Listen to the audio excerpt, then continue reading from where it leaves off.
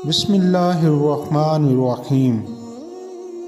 آداب یار دیکھنے والوں کی خدمت میں میرا سلام۔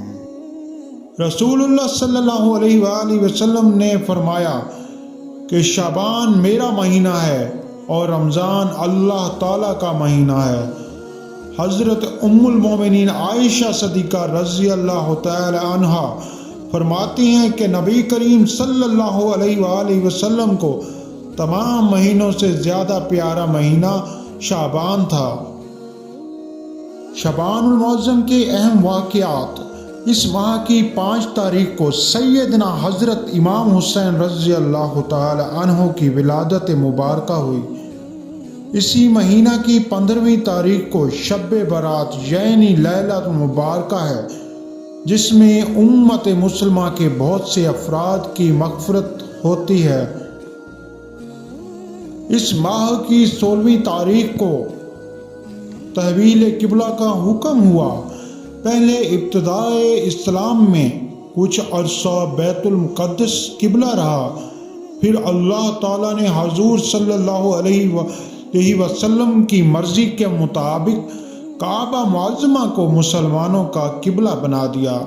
اس وقت سے ہمیشہ تک مسلمان کعبہ شریف کی طرف منہ کر کے نماز ادا کرتے ہیں۔ امام غزالی رحمۃ اللہ علیہ فرماتے ہیں، چونکہ اس مہینہ میں کثرت سے خیر نکلتی ہے، اس لیے اسے شعبان کہا گیا ہے۔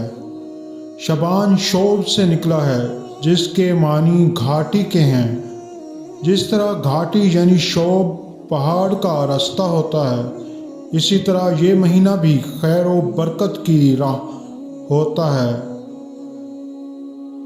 حضرت انس بن مالک رضی اللہ تعالی عنہ سے مروی ہے کہ رسول اللہ صلی اللہ علیہ وآلہ وسلم نے فرمایا کہ اس ماہ کا نام شعبان اس لیے رکھا گیا ہے کہ اس ماہ میں شعبان کے لیے بے شمار نیکیاں تقسیم کی جاتی ہیں، اور رمضان نام اس لیے رکھا گیا، یہ مہینہ گناہوں کو جلا دیتا ہے۔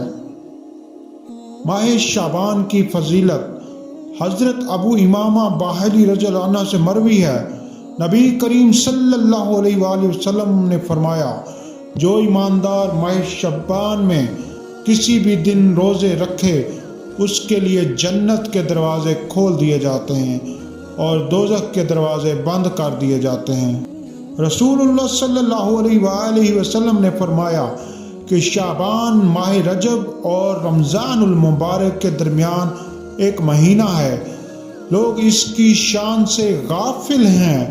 اس میں بندوں کے لیے اعمال اٹھائے جاتے ہیں، اور مجھے یہ محبوب ہے کہ میرے اعمال اس حال میں اٹھیں کہ میں روزہ دار ہوں۔ حضرت ابو ہریرہ رضی اللہ تعالی عنہ سے روایت ہے، اللہ تعالیٰ کے رسول صلی اللہ علیہ وآلہ وسلم نے فرمایا، ایک شعبان سے دوسرے شعبان تک مدت حیات کا ختم ہونا لکھ دیا جاتا ہے۔ یہاں تک کہ آدمی شادی کرتا ہے، اس کے ہاں بچہ پیدا ہوتا ہے، حالانکہ اس کا نام مرنے والوں میں لکھا جا چکا ہوتا ہے۔ ماہ شعبان المعظم کا ایک ایمان افروز واقعہ نورانی بزرگ کا ہے۔ حضرت عیسیٰ علیہ السلام کا ایک پہاڑ پر گزر ہوا، اس پر انہیں ایک سفید گنبد نظر آیا۔ حضرت عیسیٰ علیہ السلام نے اسے چاروں طرف سے بغور دیکھا اور بڑے متعجب ہوئے۔ اسی اثناء میں ان پر وحی نازل ہوئی اور اللہ تعالیٰ نے فرمایا، اے روح اللہ، اگر تم اس گنبد کے راز سے مطلع ہونا چاہتے ہو تو ہم اسے کھول دیتے ہیں۔ آپ نے ہاں میں جواب دیا تو اچانک اس گنبد سے ایک دروازہ نمودار ہوا۔ اس سے ایک شخص سبز رنگ کا عصا ہاتھ میں لیے باہر نکلا۔ آپ علیہ السلام نے ایک انگور کی بیل انگوروں سے بھری دیکھی اور ایک چشمہ بہتا نظر آیا۔ آپ علیہ السلام نے اس بزرگ سے پوچھا کہ آپ کب سے یہاں مصروف عبادت ہیں؟ اس نے عرض کیا 400 سال سے، اور کہا جب بھوک لگتی ہے تو انگور کھا لیتا ہوں، پیاس لگتی ہے تو اس چشمہ سے سیراب ہوتا ہوں۔ حضرت عیسیٰ علیہ السلام نے عرض کیا کہ یا الہی عز و جل، اس شخص سے افضل تو تیرے نزدیک کوئی نہ ہوگا۔ ارشاد ہوا، کیوں نہیں؟ جو شخص امت محمدیہ میں سے نصف شعبان کی شب رکعت نفل ادا کرے تو یہ عبادت اس شخص کی 400 سالہ عبادت سے افضل شمار ہوگی۔ امت محمدیہ کی اس شان و شوکت کی خبر سن کر آپ پکار اٹھے، کاش کہ میں بھی امت محمدیہ میں ہوتا۔ رحمت خداوندی کی برسات۔ حضرت مالک بن دینار رحمۃ اللہ علیہ اپنے تائب ہونے کا واقعہ کچھ اس طرح فرماتے ہیں کہ میں شراب کا دلدادہ تھا۔ میری ایک چھوٹی سی بچی میرے سامنے سے شراب پھینک دیا کرتی تھی۔ 2 سال کی تھی، وہ فوت ہو گئی۔ مجھے اس کی جدائی پر بہت افسوس ہوا۔ جب شب برات آئی تو میں نے خواب میں دیکھا قیامت قائم ہے اور ایک اژدہا منہ کھولے میرے پیچھے پڑا ہوا ہے اور میں ڈر کر بھاگ رہا ہوں۔ اچانک میں نے ایک بزرگ کو دیکھا جس سے نہایت عمدہ خوشبو مہک رہی ہے۔ میں نے کہا، خدا را مجھے بچائیے۔ وہ رو پڑا اور کہنے لگا، میں تو کمزور ہو چکا ہوں، تم ذرا جلدی کرو، ممکن ہے کہ اللہ تعالیٰ کسی ایسے شخص کو بھیج دے جو تمہیں بچا لے۔ میں بھاگتے بھاگتے دروازے کے کنارے جا پہنچا، پھر مجھے حکم ہوا واپس پلٹو۔ میں واپس ہوا تو اژدہا میرے پیچھے، یہاں تک کہ میں نے پھر اسی ضعیف سے فریاد کی۔ اس نے ویسے ہی جواب دیا اور کہا، اس پہاڑ کی طرف جاؤ، وہاں مسلمانوں کی کچھ امانتیں ہیں، ممکن ہے کوئی تمہاری بھی ہو، وہ تیری مدد کرے گی۔ مجھے چاندی کا پہاڑ نظر آیا، قریب پہنچا، فرشتے نے پکارا، دروازہ کھولو۔ دروازہ کھلا تو کیا دیکھتا ہوں کہ میری بچی موجود ہے۔ اس نے دائیں ہاتھ سے مجھے تھاما اور بائیں ہاتھ سے اژدھے کی طرف بڑھایا۔